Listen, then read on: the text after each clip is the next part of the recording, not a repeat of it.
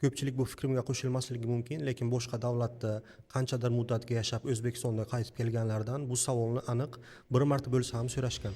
Shaxsan o'zimda bu holat juda ko'p bo'ladi. Deyarli 4 yil Amerikadagi davlatda yashab qaytib keldingmi? Afsus deb hatto ba'zilarni sizga rahmi keladi. Amerika mazza-ku deb qo'yadiganlari ham bor. Eng qizig'i, bir oy bo'lsa ham xorijiy davlatda yashab ko'rmagan, musofirlik bu faqat Instagramda qo'yiladigan chiroyli reelslar deb fikrlaydiganlardan chiqadi aslida bunaqa savollar.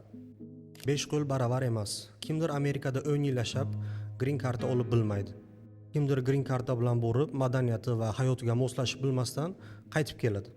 Kimdir 4 yil bakalavr o'qib, yuzlab kompaniyalarga rezyume yuboradi, lekin omadi kelmasdan birortasi ishga qabul qilmaydi. Hattoki stajirovkaga ham. Kimdir endi ishga kirgan vaqti otasi yoki onasi yoki boshqa oila a'zosi kasal bo'lib qoladi, farzandlik hissi qaytib kelishga majbur qiladi. Kimdir qoladi, kimdir qaytadi. Hammada har xil hayotiy vaziyatlar bo'ladi. Toki o'zingizni boshingizga o'sha holat tushmasa, odamlarning hayoti va qilgan qarorlari haqida xulosa qilishga shoshilmang. Amerikada yashasangiz ham, O'zbekistonda yashasangiz ham, go'yoki hayotingizda nimadir yetishmayotganday tuyuladi. Bu bo'shliqni his qilish inson tabiatida bor narsa.